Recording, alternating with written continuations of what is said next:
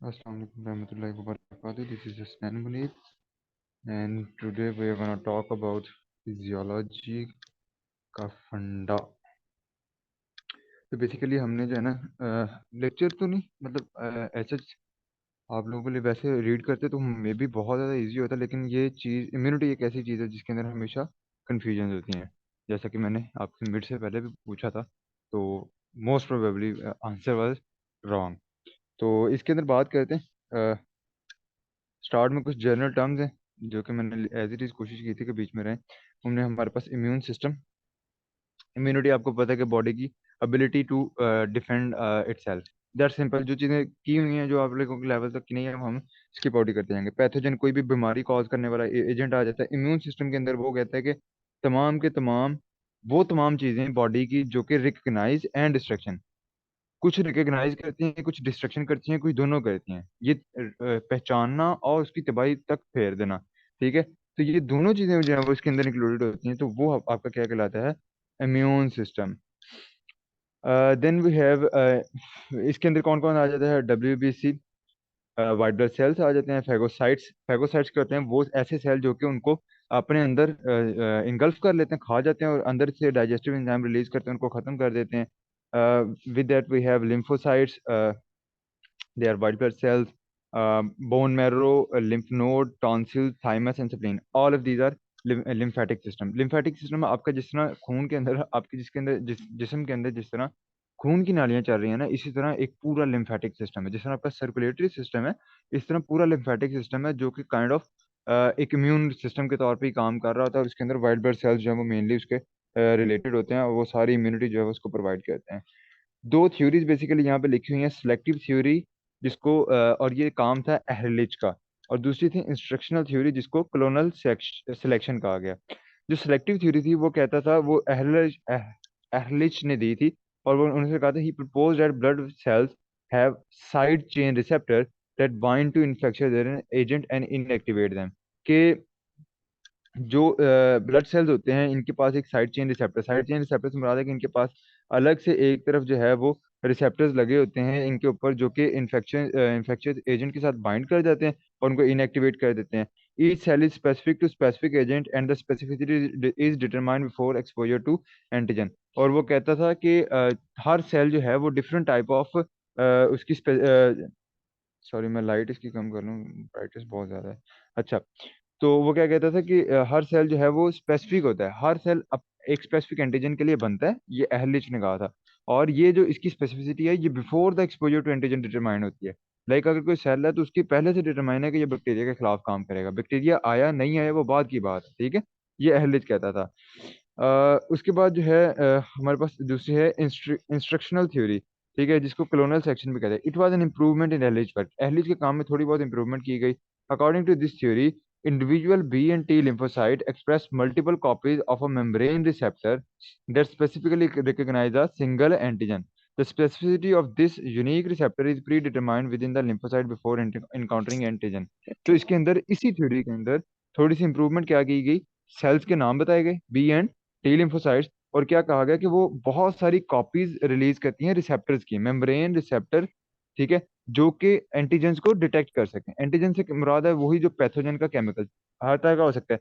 Pathogen खुद भी हो सकता है एंटीजन के तौर पे, और पैथोजन का कोई DNA भी एज एन एंटीजन काम कर सकता है। पैथोजन की सेल वॉल भी एज एन एंटीजन काम कर सकती है, या पैथोजन आपकी बॉडी में आके कोई केमिकल रिलीज करता है वो भी एज एन एंटीजन काम करती है।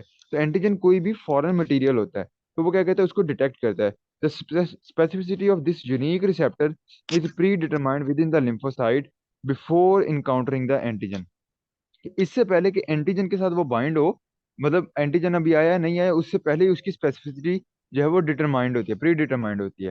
ठीक है, जो मेम्ब्रेन बाउंड्री जो मेम्ब्रेन रिसेप्टर्स रिलीज हुए हैं through from lymphocyte, B and T lymphocyte ने जो मेम्ब्रेन रिसेप्टर रिलीज किए हैं वो पहले से उसको स्पेसिफिक बना कर रिलीज करते हैं। ठीक है, और वो स्पेसिफिक ही एंटीजन को डिटेक्ट करते हैं। तो ये क्या था, इंस्ट्रक्शनल थ्योरी ने। ठीक है, तो ये तो जनरल जो है डेफिनेशन वगैरह थी। Now we have, let's talk about defence. आपका डिफेंस होता कैसे है? तो there are basically three line of defences, first second and third. Among the first, दो जनरल वर्ड हैं इसके, your physical barriers, your chemical barriers. ठीक है,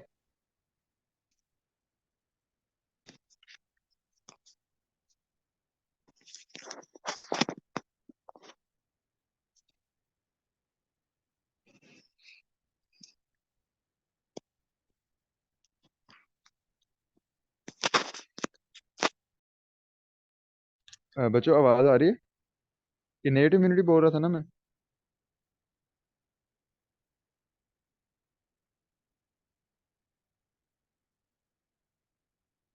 बच्चों बताना। हेलो। आ रही आवाज में। बस ठीक है। कॉल शुरू कर देते हैं लोग। अच्छा।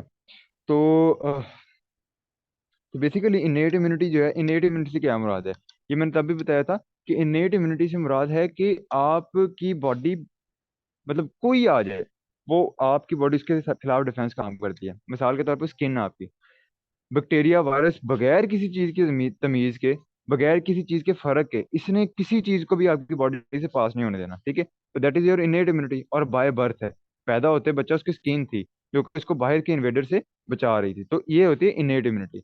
बॉडी के अंदर जाके कोई चीज गई, उसके खिलाफ एक बॉडी ने रिएक्शन शो किया, कुछ चीजें पैदा की, ठीक है, कोई नए सेल बना दिए या कोई नई चीज बनाई, दैट इज अडाप्टिव इम्यूनिटी, जो बाद में आती है, जो कि सर्कमस्टेंसेस के बाद उसको एक्सपोज होके बंदा फिर आता है। तो दैट इज अडाप्टिव। तो इनेट के अंदर क्या आ गया, आपकी स्किन आ गई। अच्छा, उसके फिजिकल बैरियर है ना, स्किन बाहर वाली भी, और जिस तरह आप खाना खा रहे हो तो रेस्पिरेटरी इसकी जो आपका एलिमेंट्री कैनाल है, उसकी inner inner layer, that is also skin. Respiratory canal है, उसकी इनर लेयर है, दैट इज आल्सो स्किन। तो ये सारी जो एपिथेलियल लाइनिंग है, these all are physical barrier. तो ये पैदा होते ही साथ है, ठीक है, और ये पैदा होते ही आपकी उसकी बॉडी को क्या करें, बच्चे की बॉडी को प्रोटेक्ट करते हैं। ये है फिजिकल बैरियर। और दूसरा आ जाता है केमिकल बैरियर। केमिकल बैरियर में आपका सलाइवा, सलाइवा के अंदर बहुत सारे एंटी माइक्रोबियल होते हैं, ठीक है। स्वेट है, उसके अंदर ऐसे केमिकल्स होते हैं जो कि खिलाफ काम करते हैं। स्टमक के अंदर एसिड होता है, तो वो उसके खिलाफ करते हैं। तो दीज आर केमिकल बैरियर। तो फिजिकल एंड केमिकल बैरियर जितने भी आपको याद हैं आप इसके अंदर लिख सकते हैं। That is all of them are your first line of defence. आप ये इमेजिन कर सकते हो कि जो पैदाइशी बच्चे के अंदर पैदा होते साथ ही बच्चे के अंदर जो चीजें होती हैं, those all are innate immunity. Anisa lecture ले लो व्हाट्सएप पे, नहीं जाओ। Second line of defence, it act when pathogen cross first line of defence. अगर किसी तरह से जो है जो पैथोजन है वो क्रॉस कर जाता है फर्स्ट लाइन ऑफ डिफेंस को, जैसे जख्म हो गया, तो जख्म होने के केस में क्या होगा, स्किन तो बैरियर रहा नहीं, तो वो बैक्टीरिया जो या जो इन्वेडर है वो आ गया अंदर। उस केस में फिर क्या होता है, सेकेंड लाइन ऑफ डिफेंस हो रहा है। अब सेकेंड लाइन ऑफ डिफेंस क्या है, लोकलाइज्ड होता है ये बेसिकली। तो it is an inflammatory response. अगर बैक्टीरिया आपकी इंटेस्टाइन से, रेस्पिरेटरी ट्रैक से, या वैसे किसी जख्म से आपके अंदर चला गया, तो सबसे पहले क्या होती है, इन्फ्लेमेशन। बुखार जिसकी एक टर्म होती है, बुखार भी इसके साथ ही होता है, ठीक है। तो इन्फ्लेमेशन, हल्की हल्की सूजन पूरी बॉडी में आ जाती है। तो ये तकरीबन हर बीमारी में आपको नजर आती है कि हल्की हल्की जो है ना सोजिश हो गई है, हल्का हल्का बुखार भी है, साथ साथ सोजिश भी होता है, जिसम भारी भारी से हो जाता है, ठीक है। तो ये एक जर्नल मैकेनिज्म है जो कि तकरीबन हर बीमारी में होना होता है, ठीक है। तो अब इसमें कहते हैं कि when a damage occur, pain occur due to destruction. जैसे ही फर्ज कर लो आपके ये स्किन है, स्किन के ऊपर हो गया डैमेज, तो डैमेज की वजह से सबसे पहले पेन आएगी। Damage Damaged area release histamines that cause increased blood flow by vasodilation and leakage of phagocytes and platelets in the damaged area। तो बेसिकली क्या होता है कि जो डैमेज एरिया होता है वो स्टिमुलेट करेगा हिस्टामाइन की रिलीज। हिस्टामाइन एक ऐसी चीज है, एक न्यूरो ट्रांसमीटर, एक ट्रांसमीटर है जो कि सिग्नलिंग मॉलिक्यूल समझ लो, ठीक है। वो काज करवाएगा, वो वहां से सिग्नल करेगा, जिसकी वजह से वेजोडाइलेशन हो जाएगी, यानी कि वेसल्स जो हैं वो चौड़ी हो जाएंगी, और ब्लड का फ्लो क्या हो जाएगा, उस तरफ इंक्रीज हो जाएगा। अब ब्लड का फ्लो इंक्रीज हो गया, ब्लड के फ्लो के अंदर क्या क्या थे, ब्लड के फ्लो के अंदर वाइट ब्लड सेल्स भी होंगे जो कि वहां पे आके काम करना है, जिन्होंने किल करना है उस इन्वेडर को। उसके अलावा वहां पे होंगे फेगोसाइट्स। फेगोसाइट्स क्या है, मतलब वही वाइट ब्लड सेल्स हैं, लेकिन ये वो होते हैं जो कि इनगल्फ करते हैं। अब खा के दूसरे, मतलब दूसरा जो इन्वेडर है उसके इर्द गिर्द अपने आप को लपेट लेते हैं, उसको अपने अंदर ले जाते हैं, और अंदर जाके उसके ऊपर जो है डाइजेस्टिव एंजाइम रिलीज कर देते हैं, जिसकी वजह से वो सेल के अंदर ही खत्म हो जाता है, और फेगोसाइट्स एक किस्म से उसको खा जाते हैं। ये वाला सीन होता है, ठीक है। और तीसरी चीज है वो प्लेटलेट्स। प्लेटलेट्स वहां पे रिलीज होंगे। प्लेटलेट्स क्या होते हैं, ये बेसिकली ब्लड सेल्स के, ब्लड सर्कुलेशन का ही पार्ट होते हैं, और इनका काम होता है ब्लड क्लॉटिंग। तो आपको पता है जख्म हो गया तो एक तो ब्लड क्लॉटिंग बाहर होती है ना स्किन के, ताकि जख्म भर जाए। एक अंदर भी ब्लड क्लॉटिंग होती है, उसका पर्पज मैं बताता हूँ क्या होता है। अच्छा, उसका पर्पज ये होता है कि देखो जो इन्वेडर है, जिस तरह वो कहते हैं कि सांप ने काटा, तो सांप काटने से वो क्या करते हैं कि अगर पाँव पे काटा ना तो टांग पे कपड़ा बांध देते हैं ताकि जहर ना फैले।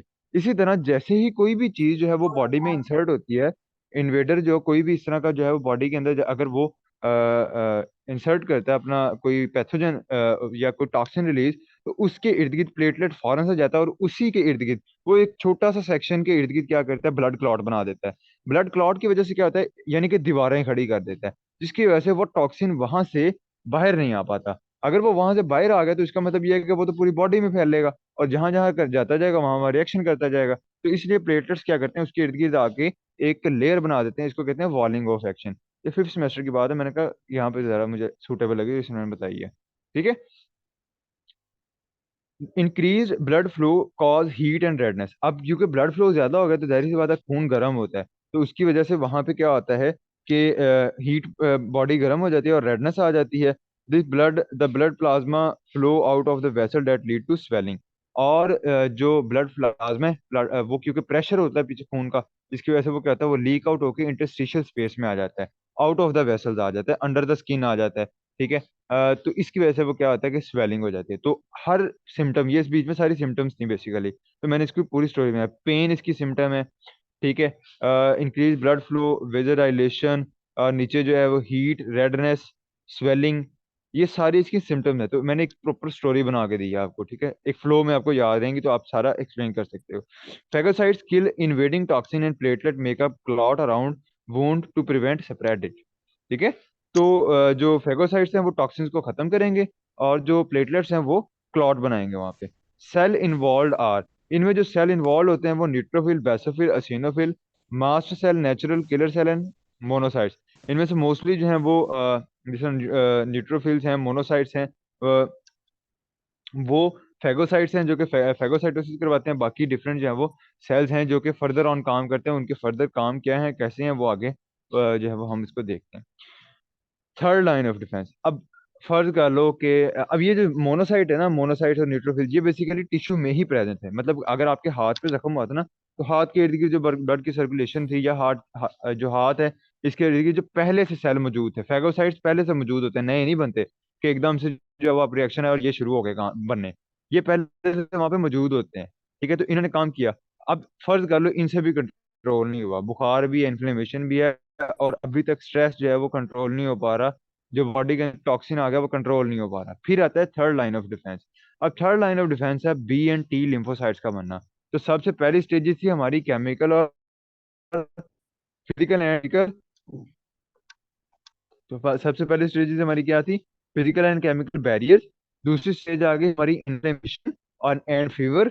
और तीसरी स्टेज आ गई कि जो इम्यून सेल्स का बनना, पैदा होना, बी एंड टी लिम्फोसाइट्स। इनमें दो तरह की इम्यूनिटी होती है, एक होती है बी लिम्फोसाइट्स की इम्यूनिटी जिसको सेलुलर इम्यूनिटी कहते हैं, और दूसरी होती है टी लिम्फोसाइट्स की इम्यूनिटी जिसको सेल मेडिएटेड इम्यूनिटी कहते हैं। ठीक है, इसके ऊपर भी डिटेल आगे आएगी। तो immune system of the body is third and last line of defence. अभी तक जो आपने ओवरऑल देखा, स्किन है वो जनरली और काम उसके और भी बहुत सारे हैं, तो वो ओवरऑल प्रोटेक्ट कर रही है। जो गैस्ट्रिक जूस है वो भी ओवरऑल प्रोटेक्ट कर रही है। जो फीवर इन्फ्लेमेशन है, दैट इज लोकलाइज्ड, एक किस्म से लोकलाइज्ड होता है, सबसे मेन तो वहीं पे फौरन से काम हो रहा है। और ड्यू टू ब्लड फ्लो, और ब्लड फ्लो के इंक्रीज हो जाने की वजह से वहां पे स्वेलिंग होती है, उसकी वजह से रेडनेस होती है, उसी की वजह से जो है वो हिस्टामाइन वगैरह जो है वो रिलीज हो रहे हैं। तो दैट इज, अब थर्ड जो सिस्टम है उसमें प्रॉपर इम्यून सिस्टम आता है। प्रॉपर जो बॉडी का, जिस तरह है ना कि एक आता है कि आपने गेट के बाहर जो है ना वो बिठाया हुआ है चौकीदार, तो उसका काम है उसको बचाना। तो सबसे पहले तो आपके घर की दीवारें हैं, that is first line of defence. दीवार के बिल्कुल पीछे बैठा हुआ है चौकीदार, जो कि सेकंड लाइन ऑफ डिफेंस है। अब थर्ड लाइन ऑफ डिफेंस क्या है, जो आपके असल सिस्टम है, पुलिस। ठीक है, आपके शहर की पुलिस होती है ना, तो वो क्या है, पूरी बॉडी का असल जिसका काम था, तो वो फिर थर्ड लाइन ऑफ डिफेंस आती है, जिसके अंदर आपके इम्यून सेल्स आते हैं एंड टी लिम्फोसाइट्स। ठीक है, तो ये थर्ड स्टेज होती है, ये नॉन स्पेसिफिक होती है, सॉरी स्पेसिफिक होती है। स्पेसिफिक कैसे होती है, अब इस केस में क्या हुआ, पहले आप जनरल रिएक्शन दे रहे थे, स्किन भी जनरल थी, इन्फ्लेमेशन भी जनरल थी, लेकिन जो अब क्या होगा कि स्पेसिफिक आएगी। अगर मतलब अगर वो स्पेसिफिक टाइप ऑफ बैक्टीरिया, तो उसके खिलाफ एक specific type of action show किया जाएगा। ऐसे नहीं है बस जनरली धड़ धड़ धड़ धड़ गोलियां मारी जा रहे हैं। ठीक है, वो प्रॉपर टारगेट करके। ठीक है, और अगर कोई वायरस आ गया तो उसके मुताबिक के सेल्स आएंगे और उसके खिलाफ काम करेंगे, तो दैट बिकम्स स्पेसिफिक। और ये स्पेसिफिक इसलिए हो जाता है ताकि एक ही बार अच्छा रिस्पॉन्स और स्ट्रॉन्ग रिस्पॉन्स दिया जा सके। ठीक है, तो these are three line of defences. इतना क्लियर हो गया? अब अगर कोई क्वेश्चन है तो पूछो।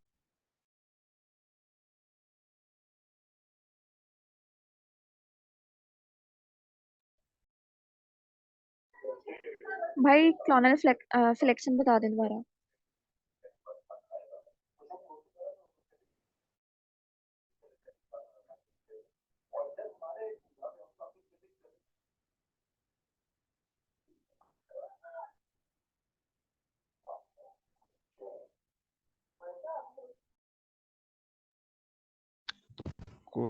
कोलोनल सिलेक्शन,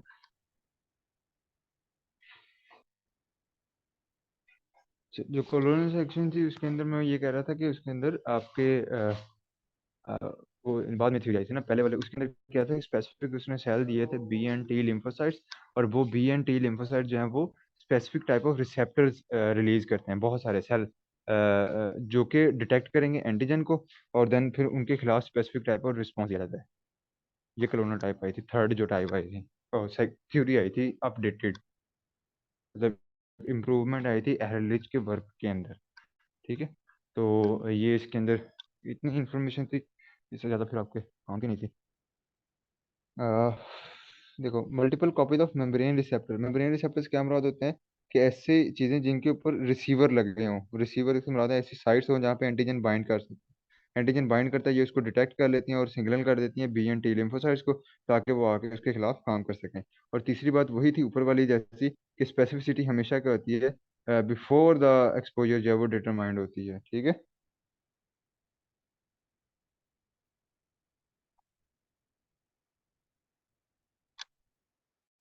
आगे हमारे पास आ जाता है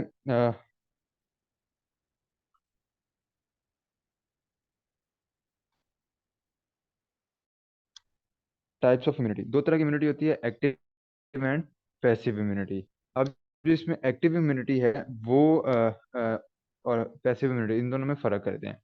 तो एक्टिव इम्यूनिटी के अंदर लिखा है pathogen enter the body. Basically क्या होता है, दो तरह की इम्यूनिटी है। एक इम्यूनिटी हो गई कि जिसके अंदर आपकी बॉडी के अंदर एक्चुअल कॉजिंग एजेंट आता है, ठीक है, ये कोई टॉक्सिन आता है, और उसके खिलाफ बॉडी खुद काम करके अपनी मर्जी की एंटी, मतलब मर्जी से मतलब खुद एंटीबॉडीज बनाती है, बॉडी एफर्ट करती है और एंटीबॉडीज बनाती है, तो that is active immunity. Passive immunity में क्या होता है कि बनी बनाई एंटीबॉडीज आप बॉडी में इंसर्ट कर दी जाती हैं, ठीक है, और वो जाके काम कर देंगी। ठीक है, बस टाइम क्या हुआ कि मेरे जिस्म में एक बैक्टीरियल जो है ना वो इंसर्ट हो गया, कोरोना वायरस आया फर्ज कर लो। तो एक सिस्टम ये था कि मेरी बॉडी खुद उसको रिकॉग्नाइज करती, पकड़ती, तबाही फेरती उसकी, ठीक है, और सेल बनाती, अपनी एंटीबॉडीज प्रोड्यूस करती, अपने सेल प्रोड्यूस करती, तो वो हो जानी थी एक्टिव इम्यूनिटी। ठीक है, दूसरे केस में क्या होना था, जो नेगेटिव सॉरी पैसिव इम्यूनिटी है, उस केस में क्या होता कि सिंपली कोरोना वायरस आया, लेकिन मैं मेरी बॉडी में क्या होता है, एंटीबॉडीज जाती हैं, बजाय ये कि मैं पहले से आपने अक्सर देखा जो पहले वैक्सीन आई थी ना कोरोना वायरस की, उस केस में क्या हुआ था कि लोगों वो कहते थे कि जो रिकवर हो चुका है ना कोरोना से, वो अपना खून दे दे, तो वो उसमें से फिर वो एंटीबॉडीज निकालते थे, और वो एंटीबॉडीज लोगों को लगानी शुरू कर दी थी, जिसकी वजह से वो ठीक होने लग गए थे। ठीक है, तो वो क्या थी, वो किस चीज की मिसाल थी, पैसिव इम्यूनिटी की मिसाल थी। तो बेसिकली एंटीबॉडीज बनाना एक मेहनत का काम होता है, और कई बार बॉडी इतनी वीक हो चुकी होती है कि वो नहीं बना पाती, तो उस केस में क्या किया जाता है, बाहर से एंटीबॉडीज दे दी जाएंगी। अब बॉडी ने खुद वर्क तो नहीं किया, लेकिन उसको फौरन से इंस्टेंटली जो है वो बनी बनाई चीज मिल गई, और वो उसको वो एंटीबॉडीज हैं वो स्पेसिफिक एंटीजन के खिलाफ काम कर लेती हैं। सही है, तो अब जो है एक्टिव इम्यूनिटी क्या होगी, लॉन्ग टर्म एंड स्लो, क्योंकि एंटीबॉडीज बननी है तो स्लो होगा रिस्पॉन्स, लेकिन क्या होगा लॉन्ग टर्म, क्योंकि मेहनत की है उसने, तो उसके कॉन्सिक्वेंसेज लॉन्ग टर्म होंगे। दूसरी तरफ देखते हो तो शॉर्ट टर्म एंड क्विक होगा फौरन से, क्योंकि बनी बनाई एंटीबॉडीज मिल गई, क्विक रिस्पॉन्स आएगा, लेकिन शॉर्ट टर्म होगा, for a very short time वो काम कर सकते हैं, क्योंकि एंटीबॉडी सेल ने, बॉडी ने नहीं सीखा कि नई एंटीबॉडीज कैसे बनानी है, उसको बनी बनाई मिल गई थी। ठीक है, तो जब तक वो सीखेगी नहीं, तो वो जो है वो अगली बार जो है वो बहुत ज़्यादा देर तक उनको प्रोसेस नहीं कर सकती। ठीक है, एग्जाम्पल के तौर पे getting a disease like chicken pox and then getting recovered, it stimulate anti production and is longer. ठीक है, कि जब अगर चिकन पॉक्स की बीमारी हो जाती है एक बच्चे को, और वो रिकवर कर जाता है उससे, तो इसका मतलब ये है कि उसकी बॉडी ने खुद ब खुद एंटीबॉडीज बनाई थी, और उन्हीं एंटीबॉडी से उसकी बॉडी क्या कर गई, रिकवर कर गई। ओके। उसके बाद जो है दूसरी तरफ देखते हो तो ब्रेस्ट मिल्क, अब जो मदर मिल्क होता है उसके अंदर प्रेजेंट होती हैं एंटीबॉडीज, पहले से मौजूद होती हैं, और वही एंटीबॉडीज एज इट इज जो है वो बेबी के अंदर ट्रांसफर हो जाती हैं। तो ये क्या है, बनी बनाई उसको एंटीबॉडीज मिल गई, ठीक है, उसकी बॉडी को काम नहीं करना पड़ा, जिसकी वजह से वो बहुत सारे इन्फेक्शन से बच जाता है। ठीक है, ठीक हो गया, क्लियर हो गया। उसके बाद जो है हमारे पास आ जाता है वैक्सीनेशन। वैक्सीनेशन के हवाले से एक्टिव और पैसिव का क्या फर्क है, ये तो ओवरऑल जनरल नेचुरली के हवाले से है ना। वैक्सीनेशन के अंदर क्या होता है कि दो तरह की वैक्सीनेशन होती है। एक होती है कि जिसके अंदर आपकी बॉडी के अंदर पैथोजन इंसर्ट किया जाए, मरा हुआ या वीकेंड, ठीक है, कमजोर या मरा हुआ जो है वो कॉजिंग एजेंट जो है वो आपकी बॉडी में इंसर्ट किया जाता है। वो इतना कमजोर होता है कि बॉडी की इम्यूनिटी उसको स्ट्रॉन्ग उसके ऊपर कवर अप कर सकती है। ठीक है, तो बॉडी की इम्यूनिटी उसको कवर करती है, जिसकी वजह से वो एक स्पेसिफिक टाइप ऑफ एंटीबॉडीज बनाती है। एंटीबॉडीज जितनी भी बनती है ना, उनमें से कुछ जो है वो इसके खिलाफ काम करती हैं, लड़ती हैं, जो पैथोजन आ गया उसके खिलाफ लड़ती हैं, और बाकी जो है वो मेमोरी सेल बन जाती हैं और वो उसको याद रखती हैं कि ये था हमारा दुश्मन। ठीक है, अगली बार क्या होता है कि जब असल बैक्टीरिया आ जाए या असल कोई कॉजिंग एजेंट आ जाता है जो स्ट्रांग भी हो, तो उस केस में फिर बॉडी के पास पहले से इतनी जो है वो एंटीबॉडीज बनी होती हैं कि वो एकदम से रिएक्शन देने के काबिल होती है। ठीक है, जिसकी वजह से वो डिजीज से बच जाता है, और जितनी देर में पहले से बनी हुई एंटीबॉडीज काम करती हैं उतनी देर में नहीं बन जाती हैं। ठीक है, तो अगर वैक्सीनेशन नहीं की होगी और एकदम से स्ट्रांग वाला पैथोजन आ जाएगा, तो उसकी वजह से क्या होगा कि बॉडी के पास इतना टाइम ही नहीं होगा कि वो एंटीबॉडीज बना पाए, और इससे पहले पैथोजन भी अपना काम कर चुका होगा। ठीक है, तो इस वजह से जो इम्यूनिटी की जाती है, वैक्सीनेशन की जाती है। दूसरी तरफ देखते हो पैसिव वैक्सीनेशन। पैसिव वैक्सीनेशन जो है वो अभी मैंने जिस तरह कोरोना की मिसाल दी कि वो कहते थे कि जो रिकवर हो चुके हैं वो अपना खून का दे दें, मतलब खून में ब्लड दे दें, उसमें से वो एंटीबॉडीज एक्सट्रैक्ट कर लेते थे, तो वो बनी बनाई एंटीबॉडीज थी, वो दे देते थे, तो उससे शॉर्ट टर्म और फौरन से अगर इम्यूनिटी रिक्वायर्ड थी तो वो उसके थ्रू जो है वो दे दी जाती। ठीक है, तो that was about active and passive immunity. Are you clear about that?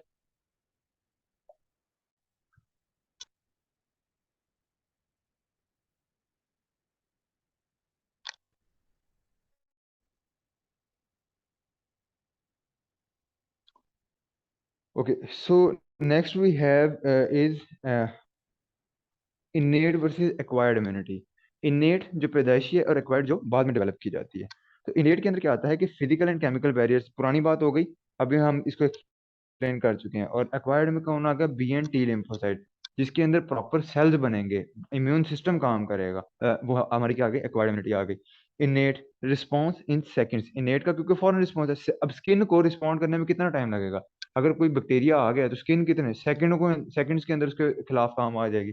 और जो एक्वायर्ड है, slow, 5 to 6 day after pathogen, 5 से 6 दिन ले सकता है एक्वायर्ड इम्यूनिटी काम करने में। मतलब आपकी बॉडी के अंदर बैक्टीरिया आ गया, स्किन पे लगा, फिर आहिस्ता आहिस्ता ट्रैक में गया, ट्रैक से मतलब अगर माउथ के जरिए गया, ट्रैक से अंदर खून में गया, तो जो एक्वायर्ड इम्यूनिटी है वो इसको 5 से 6 दिन ले सकती है इसके खिलाफ काम करने में, जबकि जो इनेट है वो कुछ ही सेकंड में अपना काम शुरू कर देती है।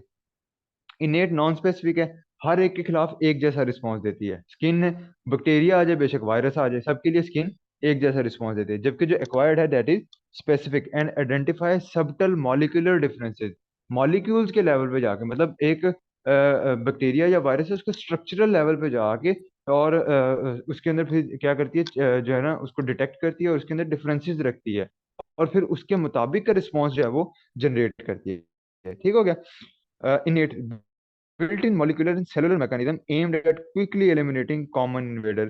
और इसके अंदर जो मोलिकुलर एंड सेलुलर मैकेनिज्म है, आपको पता है सेलुलर मैकेनिज्म ये जो इन्फ्लेमेशन वगैरह है, ठीक है, और बिल्ट इन पहले से पैदाइशी, ठीक है, मैकेनिज्म है जो कि हर तरह के इन्वेडर के खिलाफ जो है वो काम करते हैं। ठीक है, दूसरी तरफ देखते हो तो उसके अंदर वो कहता है कि it is slow because it take time to generate specific receptor. The response also depend on upon prior encounter and categorization। इधर तो है built in था ना, सारा कुछ पहले से था, और सेलुलर मैकेनिज्म से कंट्रोल करने के। दूसरी तरफ कहता है कि वो उसने क्योंकि स्पेसिफिक टाइप और रिसेप्टर्स जनरेट करने हैं, फिर उसके खिलाफ जो है वो एक्टिंग एजेंट्स जनरेट करने होते हैं, और फिर वो जो है वो काम करता है, इसलिए वो स्लो है। और दूसरी चीज कहता है कि ये डिपेंड करता है एक्वायर्ड इम्यूनिटी के अंदर कि प्रायर एक्सपोजर है या नहीं है। अगर तो प्रायर एक्सपोजर होगा तो रिस्पॉन्स अच्छा होगा। अगर प्रायर एक्सपोजर से मिला दे कि पहले भी बैक्टीरिया या ये जो पैथोजन है ये बॉडी के अंदर आ चुका है या नहीं, अगर नहीं आया होगा तो उस केस में फिर उसको थोड़ा सा टाइम लगेगा और reaction will be a bit slower. Comparatively. इनेट के अंदर जो है वो बेसिकली चार बैरियर हैं। एनाटॉमिक, एनाटॉमिक के अंदर स्किन है और म्यूकस मेम्ब्रेन है। स्किन जो है वो उसके अंदर केराटिन होता है, बेसिकली एक प्रोटीन है जो कि इसके खिलाफ काम करती है। और म्यूकस मेम्ब्रेन से मुराद है आपकी ये जो इनर, अंदर वाली जितनी भी लेयर्स हैं, रेस्पिरेटरी ट्रैक की इनर लेयर है, इसोफेगस और एलिमेंट्री कैनाल की इनर लेयर है, that is all an anatomic structural. Anatomic, anatomy क्या होता है? स्ट्रक्चर की स्टडी ना। तो एनाटॉमिक, एनाटॉमिकल का मतलब स्ट्रक्चरल या फिजिकल जिसको कहते हैं। Physiologic, pH, temperature and solubilization. Physio कहते हैं फंक्शनिंग को, ठीक है। एनाटॉमी कहते हैं स्ट्रक्चर को, स्ट्रक्चरल आगे ऊपर स्किन और म्यूकस मेम्ब्रेन। फिजियोलॉजी कहते हैं फंक्शन को, तो बॉडी के फंक्शनिंग यानी कि काम हो रहा है। पीएच ऊपर नीचे होना, that is not a substance, pH is a mechanism. Temperature is a mechanism, solubilization is a mechanism. तो ये डिफरेंट जो है वो टेम्परेचर बढ़ जाएगा तो भी वो काम नहीं कर सकता। बॉडी की पीएच में अल्टरेशन आ जाएगी तो भी एक स्पेसिफिक टाइप ऑफ इन्वेडर काम नहीं कर सकते। सॉल्युबलाइजेशन बढ़ जाए, बहुत ज्यादा सॉल्युबलाइजेशन हो जाए तो वो उसको जो है वो सॉरी कम कर दें सॉल्युबलाइजेशन उसकी इन्वेडर की, तो वो खून में हल ही नहीं होगा। हल नहीं होगा तब तक वो काम नहीं कर सकता, ठीक है। ये और तीसरा जो है इसके अंदर इन्फ्लेमेशन है। फाइव कार्डिनल्स हैं, reflect three major event of it. इसके तीन मेजर इवेंट होते हैं: vasodilation, capillary permeability and entry of phagocytes. Vasodilation क्या है? अभी मैं एक्सप्लेन कर चुका इन्फ्लेमेशन का मैकेनिज्म। वेजोडाइलेशन इज मतलब जो खून की नालियां हैं, उनका चौड़ा हो जाना, मोटा हो जाना, ठीक है, जिसकी वजह से खून का फ्लो क्या हो जाता है? बढ़ जाता है। कैपिलरी परमेबिलिटी, जो कैपिलरीज होती हैं near the site of damage, वो उनकी परमेबिलिटी बढ़ जाती है। परमेबिलिटी से मतलब है कि उनके सुराख जो है वो, जो उसके सुराख हैं, पोर्स हैं, वो बड़े हो जाते हैं, जिसकी वजह से जो फेगोसाइट्स हैं वो उन पोर्स से निकल के बाहर वाली स्पेस में आ जाते हैं जहाँ पे डैमेज हुआ है, और बाहर वाली स्पेस में आके वो वहाँ पे काम करते हैं, ठीक है। तो ये तीन स्टेप्स होते हैं जो कि इन्फ्लेमेशन के अंदर आते हैं। जो एक्वायर्ड है उसके अंदर वो कहते हैं कि दो तरह के ग्रुप ऑफ सेल हैं: बी एंड टी लिम्फोसाइट एक तरह के, और दूसरे हैं एंटीजन प्रेजेंटिंग सेल्स जिनको एपीसी कहते हैं, macrophages, dendritic cell and B cells. यानी कि दो तरह की इसमें बेसिकली क्लासेस बनाई हैं। एक बी एंड टी लिम्फोसाइट्स हैं जो कि खून के अंदर होते हैं और स्पेसिफिक काम करते हैं, जबकि दूसरी तरफ जो है वो एंटीजन प्रेजेंटिंग सेल, ये दूसरी क्लास है। ए बी एंड टी जो है ये काम करेंगे किलिंग एक्शन, मेनली इनका किलिंग एक्शन होता है, तबाही फेरना, ठीक है। जो एंटीजन प्रेजेंटिंग सेल है ये स्पेसिफिक टाइप ऑफ सेल हैं जो कि एंटीजन को बाइंड करके टी सेल्स की तरफ लेके जाते हैं। मतलब जिस तरह एक चौकीदार ही समझ लो कि जो क्या करता है, चोर को पकड़ लेता है लेकिन वो खुद तो नहीं ना कुछ करता, वो भेजता है उसको थाने, जो है ना उसको दाखिल लेके जाता है, पुलिस को पकड़ाता है, पुलिस के हवाले करता है, ठीक है। तो एंटीजन प्रेजेंटिंग सेल का ये काम होता है। मैक्रोफेजेस जो है ये फेगोसाइट्स हैं। फेगोसाइट्स हैं ये बेसिकली क्या होता है कि होते इम्यून सिस्टम का पार्ट ही है, ठीक है। और लेकिन ये होते खून के अंदर हैं, तो और इनको जब वो एक्शन क्या कहा जाता है, देन दे गो फॉर, खून के अंदर भी होते हैं, टिश्यू के अंदर भी हो सकते हैं। और ये काम इनका क्या है कि ये फेगोसाइटोसिस करते हैं और उसके खिलाफ काम करते हैं, मतलब उनको इंगल्फ करके उनको खत्म करते हैं। Dendritic cell and B cells ये आगे फर्दर ऑन इसके रिलेटेड सेल्स हैं। इसमें आगे है हमारे पास B lymphocytes and then we T lymphocytes. अच्छा, इस तरफ जो है मैंने थोड़ी तीन रिएक्शन बताए हैं ना अभी तक: एनाटॉमिक, फिजियोलॉजिक, इन्फ्लेमेटरी, और चौथा है फैगोसाइटोसिस, ठीक है, जिसको फैगोसाइटिक भी कहते हैं। इसके अंदर ब्लड मोनोसाइट्स आते हैं, tissue macrophages and neutrophil step include. तो बेसिकली फैगोसाइटोसिस कौन करवा रहा है? ब्लड के अंदर होते हैं तो मोनोसाइट्स, और यही मोनोसाइट्स जब टिश्यू में, मसल्स में आ जाएं, ठीक है, खून की सर्कुलेशन में तो मोनोसाइट, और जब ये बड़े होते हैं, मेच्योर हो जाते हैं और टिश्यू के अंदर आ जाते हैं तो ये बन जाते हैं मैक्रोफेजेस। तो ब्लड के अंदर मोनोसाइट और टिश्यू के अंदर मैक्रोफेजेस एंड न्यूट्रोफिल। और ये एक और टाइप है जो कि फैगोसाइटोसिस करवाते हैं, इनगल्फ करके खत्म करना। क्या स्टेप्स हैं इसके? Chemotaxis and adherence of microbe to phagocyte. Chemotaxis क्या होता है? कीमोटैक्सिस होता है केमिकल सिग्नल्स का रिलीज होना। तो जो इन्वेडर आया, जो टॉक्सिन आया बॉडी के अंदर, वो केमिकल सिग्नल रिलीज करता है।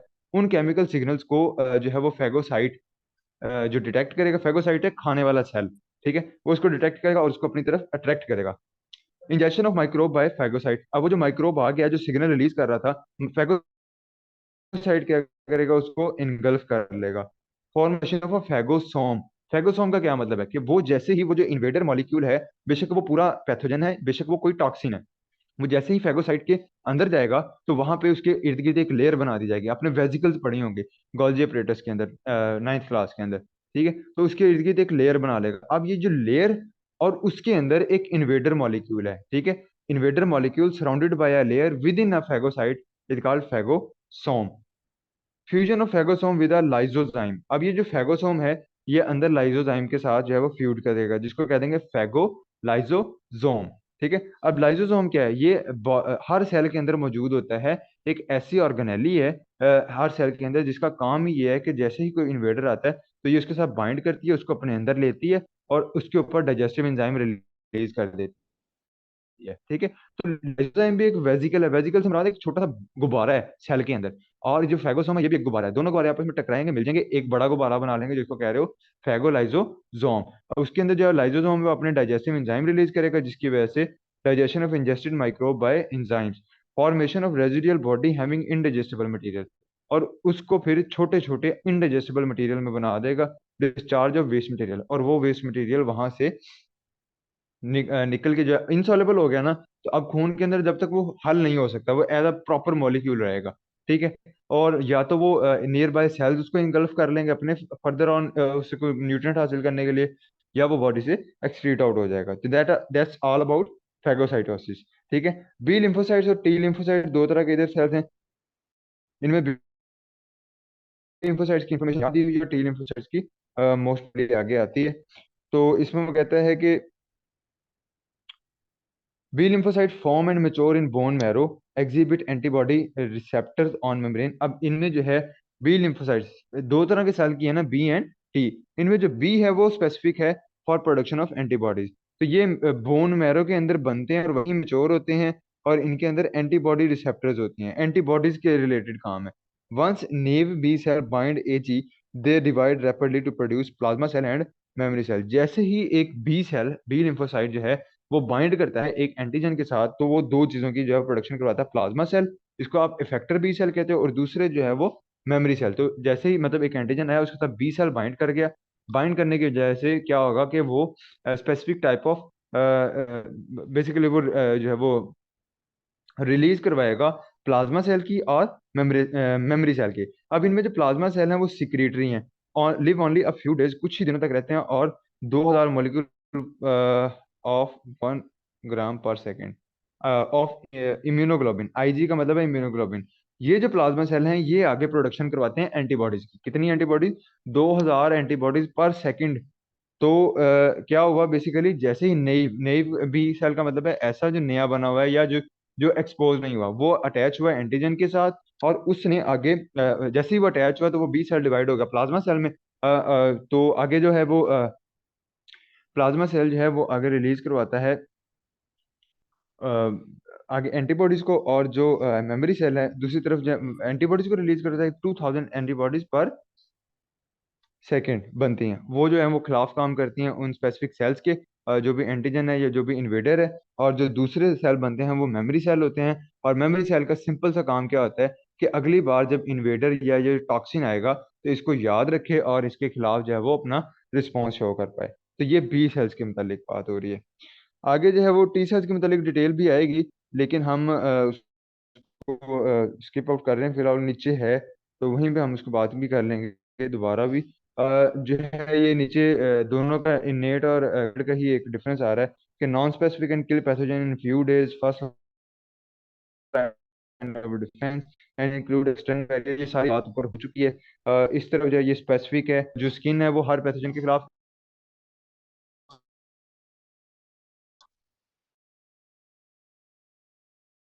लाजिमी है हर एक रोग से। ठीक है।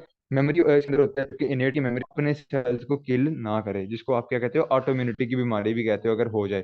ठीक है। तो ये